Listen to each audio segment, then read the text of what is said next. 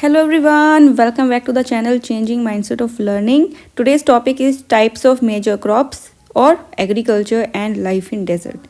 इस सेशन को भी हम करेंगे टॉप 50 MCQs के साथ with their detail explanation. This is part 1 और पार्ट 1 में हम करेंगे top 25 questions and another 25 questions will be in part 2.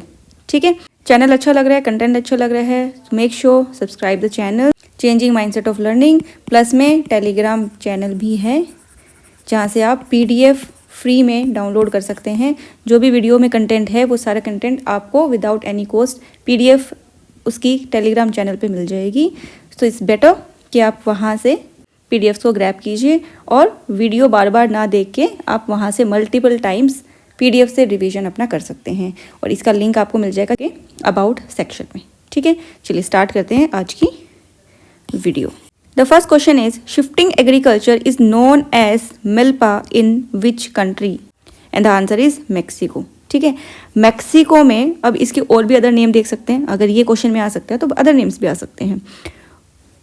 रोका इसको बोलते हैं ब्राज़ील में, मिल्पा इसको बोलते हैं ट्रॉपिकल अफ्रीका, मैक्सिको और other parts of south east Asia. और इंडिया में इसको क्या बोलते हैं? चलिए अलग कलर से कर देते हैं. इसको इंडिया में बोलते हैं झूम. ठीक है, अब ये देखते हैं कि शिफ्टिंग कल्टीवेशन होता ही क्या है. शिफ्टिंग कल्टीवेशन में एक पीस ऑफ लैंड को बिल्कुल क्लियर कर देते हैं, क्लीन कर देते हैं. और उसको अच्छे से क्लीन करने के लिए कि जो रूट्स हैं, जो भी ग्रास वगैरह या नेचुरल वेजिटेशन वहाँ पे लगा हुआ है, उसके रूट्स तक को भी ख़त्म करने के लिए उसको अच्छे से खुदाई करके और उसमें आग लगा देते हैं. उसको कुछ टाइम के लिए कल्टीवेट करते हैं. और जब उनको लगता है कि वहाँ की सॉइल की फर्टिलिटी डाउन हो रही है तो उसको वो छोड़ देते हैं ताकि उसमें नेचुरल वेजिटेशन और वो नेचुरली अपनी फर्टिलिटी को रिगेन कर ले. और फिर वहाँ के जो कल्टीवेटर्स हैं वो शिफ्ट हो जाते हैं किसी दूसरे प्लेस पे, वहाँ पे भी शिफ्ट करके कल्टीवेशन करते हैं और ये प्रोसेस चलता रहता है. ठीक है, इसका दूसरा नाम स्लैश एंड बर्न भी है. ठीक है, इसको यहाँ पे लिख लीजिए. शिफ्टिंग कल्टीवेशन का दूसरा नाम स्लैश एंड बर्न भी है. स्लैश एंड बर्न एग्रीकल्चर, और इंडिया में इसको बोलते हैं jhum. Clear? Next question. Kharif crops can be described as the crops which are sown with the beginning of dash season. Simply ये पूछा है कि खरीफ क्रॉप्स कौन से सीजन के स्टार्टिंग में उगाई जाती हैं. And the answer is rainy. ठीक है, खरीफ से एक लिंक कर सकते हो अगर याद नहीं रहता. रेनी सीजन यानी बारिश में क्या होता है, चीज़ें खराब हो जाती हैं. तो खरीफ क्रॉप्स कब होती हैं? रेनी सीजन में उगाई जाती हैं. कौन कौन से उसके एग्जांपल देख लो. राइस, मेज, मिलेट, रागी, पल्सेस, सोयाबीन, ग्राउंडनट, ये सारी आती हैं खरीफ क्रॉप्स में. और जब रेनी सीजन स्टार्ट होने वाला होता है उससे कुछ टाइम पहले इसको उगा दिया जाता है कि जब रेनी सीजन आएगा, अच्छी बारिश होगी तो इनकी प्रोडक्टिविटी अच्छी हो जाएगी. और अगर मंथ की बात करें तो इंडिया के हिसाब से जो मॉनसून का टाइम है वो होता है अर्ली जून है, वो हम कर देते हैं in the month of June. और इसका हार्वेस्ट होता है in the month of September and October. यानी बारिश स्टार्ट होने से पहले तो इनको उगाया जाता है और उनकी कटाई करी जाती है बारिश के एंड होने पर. तो इंडिया का जो मॉनसून पैटर्न है वो आपका चलता है अर्ली जून से स्टार्ट होके और अक्टूबर में एंड हो जाता है. अक्टूबर में आके मॉनसून रिवर्ट करने लग जाता है, वापस जाने लगता है. ये इसका हो गया टाइम पीरियड. क्लियर? याद रहेगा, रेनी सीजन बारिश होती है, बारिश में पानी की वजह से चीज़ें खराब हो जाती हैं. ऐसा नहीं है फसलें खराब होती. इस ट्रिक से आप इसको याद रख सकते हैं. ये जस्ट ट्रिक दी है आपको लर्न करने के लिए, nothing else. Clear? Next question. Which gas is release from paddy fields? And the answer is all of the above. Paddy fields में से कार्बन डाइऑक्साइड भी रिलीज होता है, मीथेन भी रिलीज होती है और नाइट्रस ऑक्साइड भी रिलीज होता है. The gas which emitted in the paddy fields and increased the earth's temperature is methane. Methane क्या करती है? अर्थ का जो टेम्परेचर है उसको इंक्रीज कर देती है. ठीक है, methane is one of the most important green house gases. Green house gases emitted by human have caused long term rise in global temperature. जो हमारा ट्रेडिशनल मेथड है पैडी को उगाने का, यानी पैडी, अच्छा उससे पहले छोड़े, ये पैडी वर्ड है ही क्या, पैडी फील्ड्स हैं ही क्या, ये चीज़ है. जब हम राइस की कल्टीवेशन करते हैं तो उसको जब उसका सीड उगाते हैं तो उस टाइम एक सीड सोइंग करते हैं, तो ये अलग डिफरेंट फील्ड है. ये जैसे फील्ड ए सोइंग तो करेंगे सीड की फील्ड ए में. क्लियर? उसके बाद जब ये इस तरीके से बन जाता है, थोड़ा सा ऐसे बन जाता है ये, तो इसको बोलते हैं पैडी। जब वो थोड़ा घास जैसे निकलने लग जाती है राइस का, इसको बोलते हैं पैडी। फिर इस पैडी को निकाल के एक फील्ड बी में इसको जाके इसको ट्रांसफ़र कर देते हैं। ये यहाँ से उठा के इसको यहाँ पे ट्रांसफ़र कर देते हैं, और जो पूरा जो खेती होगी राइस की वो फील्ड बी में होगी, यानी हार्वेस्ट जो होगा वो फील्ड बी से होगा। तो राइस के कल्टीवेशन को करने के लिए 2 फील्ड्स की रिक्वायरमेंट होती है, एक जहाँ पे सोइंग होगी, दूसरा जहाँ पे उसको परमानेंटली लगा देंगे पैडी को। और जो ये जो चीज़ होती है ना, इसको बोलते हैं पैडी, ठीक है। और ये प्रोसेस को बोलते हैं पैडी ट्रांसप्लांटेशन, और ये होता है राइस में, ठीक है। राइस की कल्टीवेशन में पैडी ट्रांसप्लांटेशन टर्म यूज़ होती है। तो जब वो पैडी को निकालते हैं और जब दूसरी फील्ड में लगाते हैं, तो जिस खेत से यानी फील्ड ए से जब उसको निकाला है तो वहाँ से कुछ गैसेस रिलीज होती हैं। वो गैसेस कौन सी हैं? मीथेन, ठीक है। और इसके अलावा ये देखो, carbon dioxide, nitrous oxide, methane, ये सारी गैसेस यहाँ से निकलती हैं, अर्थ के टेम्परेचर को बढ़ा देती हैं, प्लस वो ग्रीन हाउस गैसेस में भी कंट्रीब्यूट करती हैं। ये ग्रीन हाउस गैसेस भी हैं और इससे ग्लोबल टेम्परेचर भी इंक्रीज होता है। क्लियर? आई होप इस सब चीज़ों से आपको ये चीज़ समझ में आ गई होगी। Next question, Malihabad in UP is the largest producer of, and the answer is Dasheri mango. जो दशहरी आम होता है उसका सबसे ज़्यादा प्रोडक्शन कहाँ होता है? यूपी के मलिहाबाद एरिया में। वीट की अगर बात करें तो wheat is the state's principal food crop, की जो यूपी है वो सबसे ज़्यादा अगर किसी क्रॉप की प्रोडक्शन करता है तो वो कौन सा है? वीट। क्लियर? और sugar cane in commercial crop, यानी देखो क्रॉप्स भी आपकी 2-3 तरीके की होती है। एक होती है आपकी फूड क्रॉप, एक होती है कैश क्रॉप जिसको हम कमर्शियल क्रॉप भी बोलते हैं, एक होती है आपकी बीवरेज क्रॉप। अभी बीवरेज क्रॉप क्या होती है? ये जो भी हम ड्रिंक के लिए यूज़ करते हैं, जैसे टी हो गया, कॉफ़ी हो गया, ये सब फूड क्रॉप में आ गया जिसको हम कंज्यूम कर रहे हैं, ठीक है, डायरेक्टली हम कंज्यूम कर रहे हैं। जैसे कि आपका वीट हो गया, डायरेक्टली हमारे घर में यूज़ हो रहा है, मेज़ हो गया। कैश क्रॉप वो होते हैं या कमर्शियल क्रॉप वो होते हैं कि ऐसे क्रॉप्स जिसका मेन मोटिव ही उगाने का क्या होता है, ऑल्दो वो फूड क्रॉप भी हो सकती हैं, वो बीवरेज क्रॉप भी हो सकती हैं, लेकिन उनका जो मेन पर्पस है उगाने का वो है कि हम मैक्सिमम उसका पोर्शन रीसेल करके पैसा कमाएंगे, बिजनेस करना है। जैसे अमेरिका में बड़े बड़े फार्म्स हैं, तो वहाँ के जो फार्मर्स हैं वो मेनली कमर्शियल फार्मिंग करते हैं, किस चीज़ की? वीट की, ठीक है। और वैसे तो वीट देखा जाए तो क्या है? एक फूड क्रॉप भी है। तो कमर्शियल क्रॉप या कैश क्रॉप फूड क्रॉप भी हो सकते हैं, बीवरेज क्रॉप भी हो सकते हैं, लेकिन यहाँ पे इनको कल्टीवेशन करने का मेन पर्पस होता है बिजनेस करना, पैसा अर्न करना, कि तुरंत से हमने वो बेचा, उगाने के बाद हार्वेस्ट किया, बेचा और हमें कैश मिल गया, यानी बिजनेस पर्पस से। क्लियर? तो अगर हम let me clear all this. तो अगर हम यूपी की बात करें तो फूड क्रॉप की बात करें तो यूपी गेहूं सबसे ज़्यादा उगाता है, वीट की प्रोडक्शन सबसे ज़्यादा करता है। और अगर कमर्शियल क्रॉप की बात करें तो शुगर केन सबसे ज़्यादा वो प्रोड्यूस करता है। क्लियर? वैसे जो जनरली क्वेश्चन पूछा जाता है वो शुगर केन के लिए पूछा जाता है, लेकिन कंफ्यूज ना हो, अगर ऑप्शन में शुगर केन नहीं है और वीट है तो आप सोचेंगे ऑप्शन ही गलत दे दिया। ऑप्शन में वीट आपका फिर ऑप्शन करेक्ट ऑप्शन होगा, ठीक है। ये देखो, UP ranks first in wheat production, और ये हैं आपके मैंगो के डिफरेंट वेराइटीज़, और इसमें ढूंढते हैं हम दशहरी। ये रहा दशहरी आम भैया जो यूपी में होता है, इस तरीके का दिखता है। अम्बी का भी है जो यूपी में होता है, लंगड़ा आम भी यूपी में होता है, ठीक है। और ये देख सकते हैं किस तरीके का होता है, लेकिन दशहरी आम सबसे ज़्यादा इंडिया में कहाँ होता है? यूपी के मलिहाबाद में। Next question, which of the following are the chief characteristics of mixed farming? Mixed farming के क्या फीचर्स हैं वो आपको बताने हैं।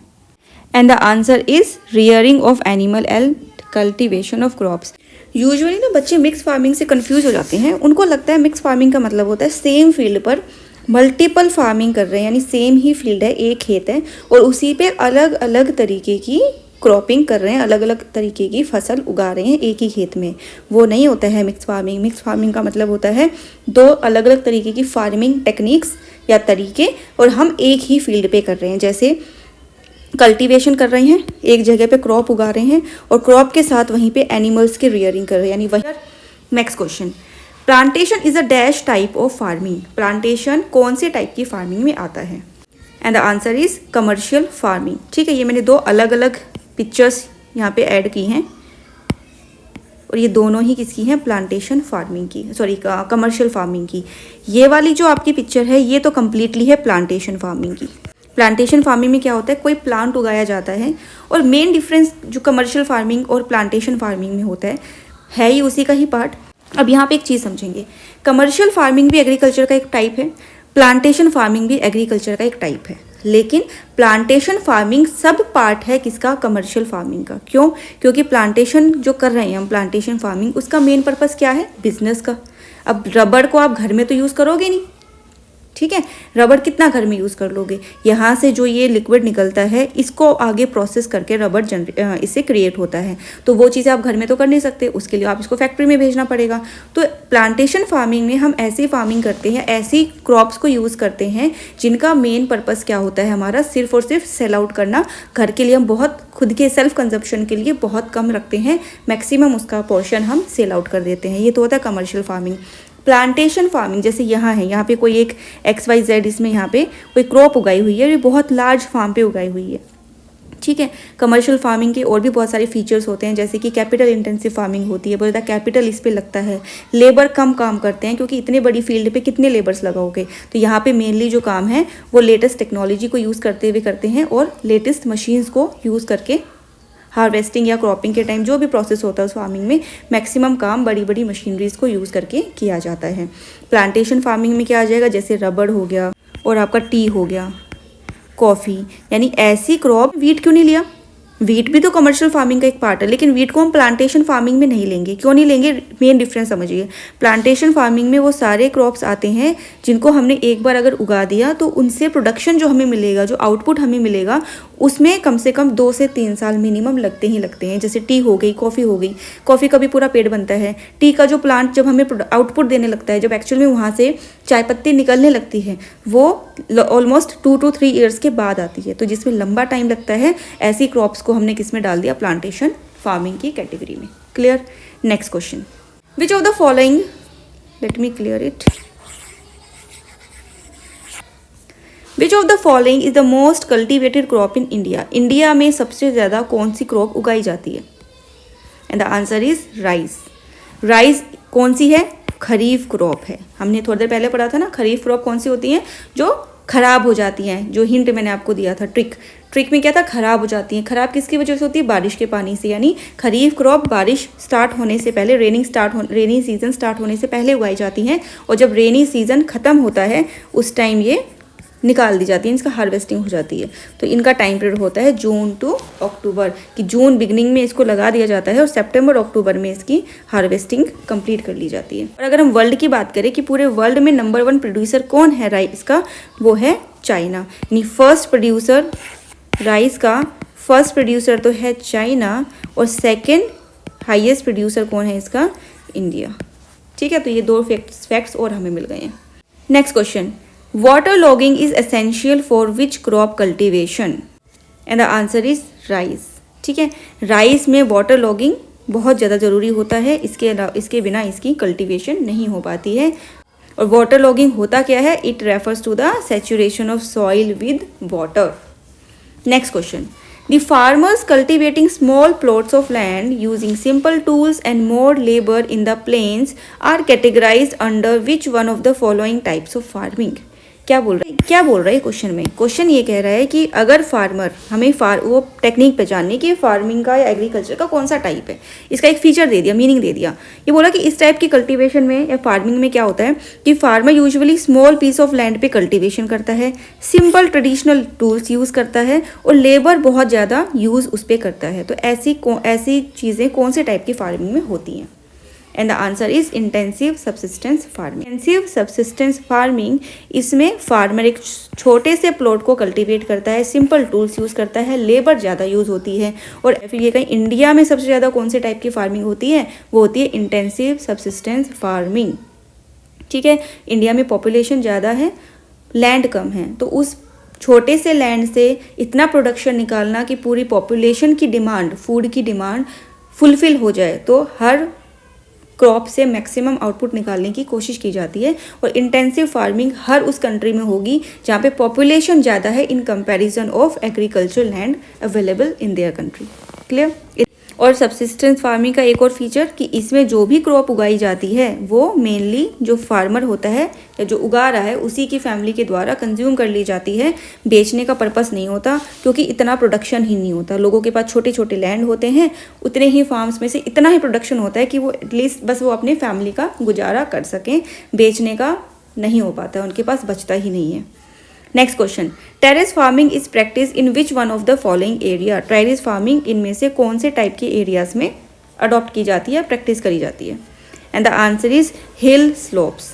हिल स्लोप्स पे टेरेस फार्मिंग होती है। जाते हैं वहाँ पे इस तरीके से स्लाइड्स क्रिएट कर देते हैं, सीढ़ियाँ टाइप में बना देते हैं जैसे आप इमेज में देख पा रहे हैं, और यहाँ पे क्रॉपिंग करी जाती है क्योंकि बारिश का पानी है। प्लेन फील्ड्स में तो बारिश का पानी रुक जाएगा, फसल में या क्रॉप में अंदर तक चला जाएगा, उसकी जो प्रोडक्शन है वो अच्छा हो जाएगा, प्रोडक्टिविटी अच्छी हो जाएगी।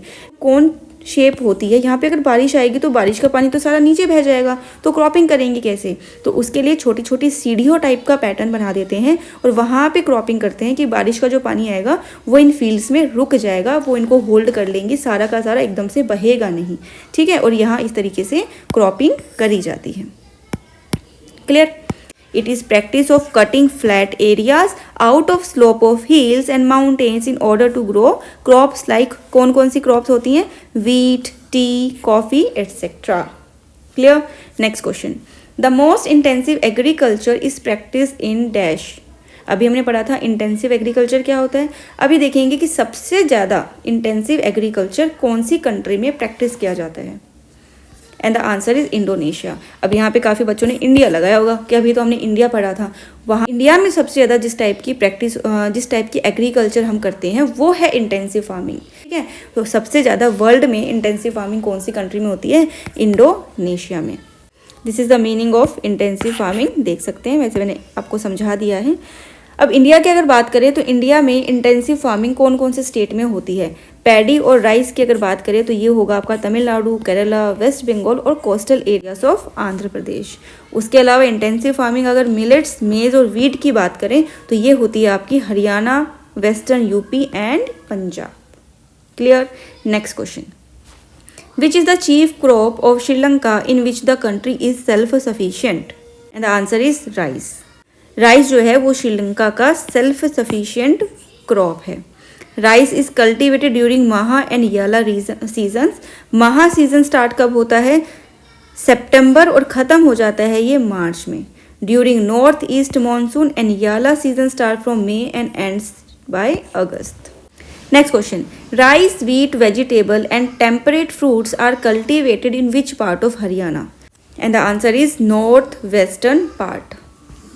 हरियाणा के नॉर्थ वेस्टर्न पार्ट में कल्टीवेशन होती है राइस की, वीट की और वेजिटेबल्स की एंड टेम्परेट फ्रूट्स की, ठीक है।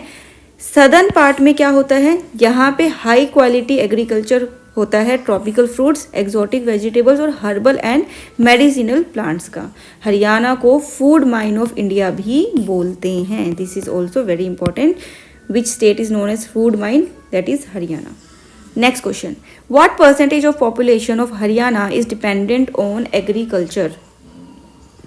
And the answer is 80%. Haryana की 80% पॉपुलेशन सिर्फ एग्रीकल्चर पे डायरेक्टली और इनडायरेक्टली इंगेज है, ठीक है। Next question, the type of farming which uses less labour for cultivating large area of land by farmers is called. ऐसा टाइप ऑफ फार्मिंग जिसमें labour कम use होती है और ज़्यादा बड़ा एरिया जो है कल्टीवेट किया जाता है फार्मर्स के द्वारा, ऐसा कौन सा टाइप की फार्मिंग होती है? And the answer is extensive farming. Extensive farming में क्या होता है? लेबर्स कम यूज़ होते हैं, लार्ज एरिया होता है फार्मर्स के पास, लार्ज एरिया ऑफ लैंड होता है, लेकिन उस पर काम करने के लिए लेबर बहुत कम होते हैं, ठीक है। और ये बिल्कुल अपोजिट है किसका? इंटेंसिव फार्मिंग का। इंटेंसिव फार्मिंग में क्या होता है? लैंड कम होती है और लेबर ज़्यादा होते हैं, ठीक है। और इसमें उल्टा है, एक्सटेंसिव में क्या है? आपके पास लैंड तो ज़्यादा है लेकिन उस पर काम करने के लिए लेबर आपके पास बहुत कम है। Next question, what is farming along with animal husbandry called? Farming जहाँ पे आप एनिमल हस्बेंड्री भी कर रहे हो, एनिमल्स को भी पाल रहे हो, ऐसी फार्मिंग को क्या बोलेंगे? And the answer is mixed farming, ठीक है। Next question, choose the correct combination of rabi crops. अब इनमें से आपको ये बताना है कि रबी क्रॉप्स कौन कौन सी हैं। And the answer is second, wheat, mustard, barley and gram. अब रबी क्रॉप्स होती कौन सी, पहले ये देख लेते हैं। रबी क्रॉप जो हैं वो उगाई जाती हैं विंटर में। कब? जैसे ही हम खरीफ क्रॉप की हार्वेस्टिंग कर लेते हैं, कब हो जाती है उसकी? सितंबर अक्टूबर में। वैसे ही अक्टूबर से दिसंबर में इनकी सोइंग कर देते हैं और हार्वेस्ट करते हैं इनको समर्स में from April to June. Some important rabi crops are wheat, barley, peas, gram and mustard. अब एक और टाइप की क्रॉप उगाई जाती है जो रबी क्रॉप और खरीफ क्रॉप के बीच में उगाई जाती हैं। कौन सी? वो होती हैं जायद क्रॉप्स। या तो अब खरीफ क्रॉप, रबी क्रॉप की हार्वेस्टिंग का टाइम कौन सा है? अप्रैल टू जून, यानी अप्रैल, मई और जून। और जून में हम कल्टीवेशन कर देते हैं खरीफ क्रॉप की कल्टीवेशन हम कर देते हैं। इतना समझ में आया? अब इसने बोला है कि ऐसी क्रॉपिंग जो इन दोनों के बीच में कर देते हैं, जैसे कि सपोज अप्रैल में हार्वेस्टिंग कर ली रबी क्रॉप्स की, अब टाइम बच गया आपके पास बीच में 1 से 1.5 महीना, और जून में जाके आप क्या करोगे? खरीफ क्रॉप की कल्टीवेशन करोगे। तो ये बीच में जो 1 से 1.5 महीना बचा है, इसमें भी क्या करते हैं? कुछ फसल उगा देते हैं। कौन सी होती हैं? वो होती हैं जायद क्रॉप्स। और ये इसमें मेनली कौन से आप वेजिटेबल्स की कल्टीवेशन मेनली करते हैं, क्योंकि यही ऐसी फसल है जो 1 से 1.5 महीने में आपकी रिजल्ट दे देती हैं, प्रोडक्शन आपको दे देंगी। ठीक है, आई होप ये चीज़ आपको समझ में आ गई होगी और दोबारा भूलोगे नहीं। Next question, which of the following states is the highest jute producer in India? And the answer is West Bengal. अब कुछ अदर डेटास भी देख लेते हैं। उत्तर प्रदेश की बात करें तो उत्तर प्रदेश पूरे इंडिया में फर्स्ट रैंक पे है टोटल फूड ग्रेन प्रोडक्शन, यानी इंडिया में अगर हम बात ही करें कि सबसे ज़्यादा फूड क्रॉप्स का प्रोडक्शन कौन सा स्टेट करता है, तो आपका आंसर होगा उत्तर प्रदेश। ठीक है, और मेनली 3 टाइप की क्रॉप्स ही उगाता है, रबी, खरीफ और जायद, यानी तीनों ही टाइप की क्रॉप्स ये पूरे साल भर उगाता है। मेनली जिस फूड क्रॉप का ही प्रोडक्शन करता है यूपी स्टेट, वो है wheat, barley, sugar cane, potato and lentils की बात करें तो कमर्शियल क्रॉप है जिसमें यूपी नंबर 1 पे है पूरी इंडिया में। और अगर फूड क्रॉप के मामले में नंबर 1 है यूपी, और वो फूड क्रॉप कौन सा है? वीट। कई बार एक क्वेश्चन बन जाता है, what is the staple food of India, यानी इंडिया में सबसे ज़्यादा कंज्यूम करने वाला फूड कौन सा है? वो है आपका राइस। यूजुअली बच्चे कंफ्यूज हो जाते हैं वीट से। ठीक है, अब कोई साउथ इंडियन बच्चा है वो सोचेगा हम तो सब राइस खाते हैं तो स्टेपल फूड राइस होगा। नॉर्थ इंडियंस ज़्यादा वीट खाते हैं तो वो सोचेंगे वीट ज़्यादा स्टेपल फूड होगा, लेकिन इंडिया का जो स्टेपल फूड है वो राइस है बच्चा, ये आपको याद रखना है। And this point is very important. ठीक है, अगर हम नॉर्थ इंडिया की बात करें, ये देखो आ गया ना, नॉर्थ इंडिया के पर्टिकुलर ये बोल दिया कि नॉर्थ इंडिया का स्टेपल फूड कौन सा है, तो वो आएगा वीट। लेकिन सिर्फ इंडिया का ही पूछा है कि पूरी इंडिया में सबसे ज़्यादा स्टेपल फूड कौन सा है, तो आपका आंसर राइस ही होगा। क्लियर? राइस, मेज एंड वीट, ये टॉप 3 ऐसे स्टेपल फूड क्रॉप हैं जो पूरे वर्ल्ड में कंज्यूम किए जाते हैं। यानी पूरे वर्ल्ड में अगर हम निकालें कि वर्ल्ड वाइड सबसे ज़्यादा कंज्यूम करने वाले क्रॉप्स कौन सी हैं, स्टेपल क्रॉप्स कौन सी हैं, वो आएंगे आपकी मेज, राइस एंड वीट। ये 3 क्रॉप सबसे ज़्यादा कंज्यूम होती हैं।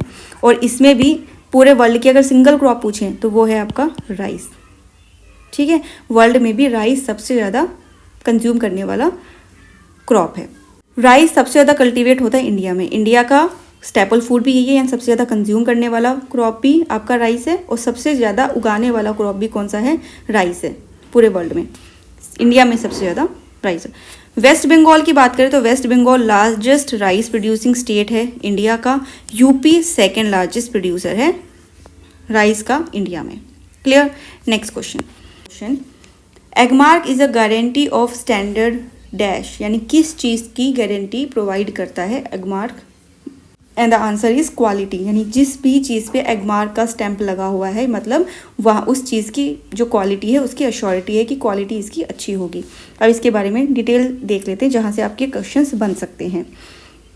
एगमार्क एक क्वालिटी सर्टिफिकेट है। ठीक है, ये जिस भी प्रोडक्ट पे ये लेबल लगा होगा इसका मतलब वो क्वालिटी में बहुत अच्छा है और प्योर प्रोडक्ट है। अब बात करते हैं ISI, ये भी एक इम्पॉर्टेंट है जो कई बार आ जाता है। ISI का फुल फॉर्म क्या है? Indian standard institute. क्लियर? और इसका ये सिंबल आपका ये रहा, और ये है आपका एगमार्क का। क्लियर? ये प्रोडक्ट, ये सिंबल भी क्या शो करता है कि जो आपका प्रोडक्ट है वो स्टैंडर्ड क्वालिटी का है, यानी उसकी क्वालिटी बहुत अच्छी है। एगमार्क की अगर फुल फॉर्म की बात करें तो एगमार्क का मतलब होता है एग्रीकल्चर मार्केटिंग।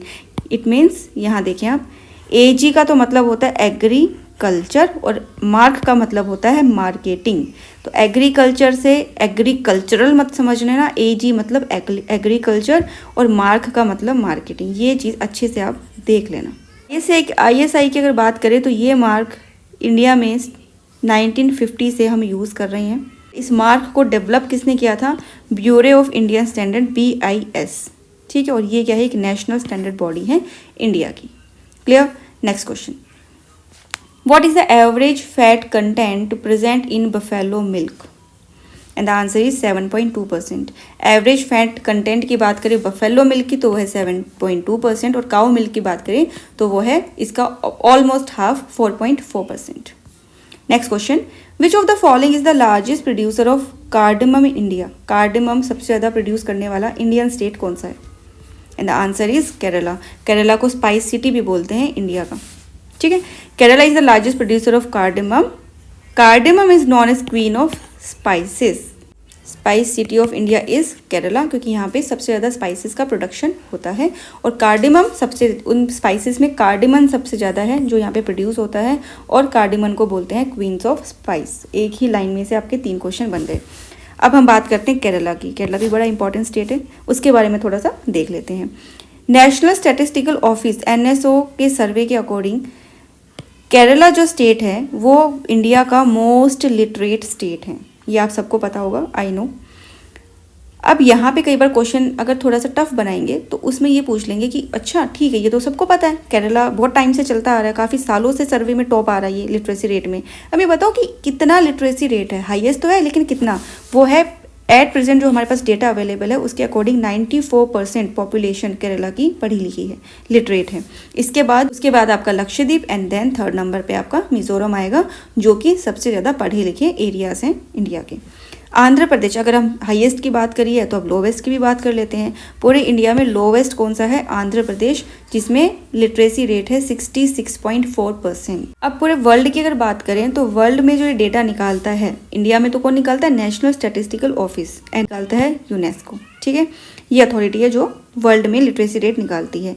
इसके अकॉर्डिंग इंडिया में जो लिटरेसी रेट है, लास्ट जो डेटा था 2022 का, उसके अकॉर्डिंग इंडिया की ओवरऑल लिटरेसी कितनी है? 77.7%। ये भी क्वेश्चन इंपॉर्टेंट बनता है कि इंडिया की लिटरेसी रेट कितना है, तो वो आएगा आपका 77.7%। 777 ऐसे याद रख लेना, 777। ठीक है, और इसमें अगर फीमेल मेल का अलग अलग पूछ ले तो मेल जो आपके लिटरेट हैं वो हैं आपके 84%, और फीमेल्स की बात करें तो वो हैं 70.3%।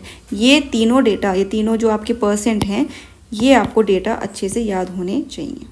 ठीक है, next question, which one of the following Indian states has the highest consumption of chemical fertilizers? Agriculture की बात करें तो एग्रीकल्चर में सबसे ज़्यादा कौन सा स्टेट केमिकल फर्टिलाइजर्स का यूज़ करता है? क्यों करते हैं? क्योंकि उससे प्रोडक्शन ज़्यादा होगा, प्रोडक्शन ज़्यादा होगा तो आप सेल ज़्यादा करोगे। ठीक है, and the answer is Punjab. Punjab में केमिकल फर्टिलाइजर्स का बहुत ज़्यादा यूज़ होता है, इंडिया में सबसे ज़्यादा इवन वहाँ पे यूज़ होता है। ठीक है, सबसे ज़्यादा प्रोड्यूस तो करता है गुजरात और कंज्यूम करता है पंजाब। देखो, खुद प्रोड्यूस कर रहे हैं लेकिन यूज़ नहीं कर रहे हैं। Next question, bajra is cultivated in northern Indian states during the dash cropping season? And the answer is kharif. Kharif वही बारिश के टाइम खराब होने वाला सीजन। ठीक है, जैसे एक ट्रिक है, ऐसा कुछ नहीं कि खराब हो जाती हैं फसलें। Next question, which of the following 5-year plan can be strategically associated with the green revolution? Green revolution हम पढ़ रहे हैं, ग्रीन रेवोल्यूशन हुआ था, इंडिया में प्रोडक्शन बहुत अच्छा हुआ था, है ना, एग्रीकल्चर के लिए बहुत अच्छा टाइम माना जाता है, और वही टाइम था जब से केमिकल फर्टिलाइजर्स का इंट्रोडक्शन हुआ इंडिया में, और फसल ज़्यादा दिखाने के लिए, प्रोडक्शन ज़्यादा करने के लिए केमिकल फर्टिलाइजर दबा के यूज़ होने लगे। तो ये कौन से 5-year प्लान में आता है? अब अगर बात करें इससे पहले 5-year प्लान की, तो 5-year प्लान पार्ट था प्लानिंग कमीशन का। ठीक है, और प्लानिंग कमीशन अभी रिप्लेस कर दिया है नीति आयोग ने। प्लानिंग कमीशन नाम की कोई चीज़ नहीं है इंडिया में। और ये किया कब? 1 जनवरी। और ये हुआ कब? ये हुआ था आपका 1 जनवरी 2015। ठीक है, और इसके चेयरपर्सन, नीति आयोग के चेयरपर्सन कौन होते हैं? ये आपके रहते हैं, फिक्स है ये, प्राइम मिनिस्टर। और एट प्रेजेंट PM कौन है आपके? मोदी जी। तो अभी आपके चेयरपर्सन कौन हो गए नीति आयोग के? PM मोदी, नरेंद्र मोदी। ये मैंने सारी चीज़ें इसलिए बताई हैं क्योंकि ये बहुत ज़्यादा इंपॉर्टेंट है। यहाँ से एक क्वेश्चन आपका बड़ी आराम से फ्रेम हो सकता है। ईयर आपसे पूछ लेंगे, किसको रिप्लेस किया है, नीति आयोग का चेयरमैन कौन होता है, ये सारे क्वेश्चंस आपसे पूछे जा सकते हैं। और एक और चीज़, नीति आयोग की फुल फॉर्म। और चलो यही है आपका होमवर्क क्वेश्चन जो आप कमेंट सेक्शन में मुझे बताएंगे।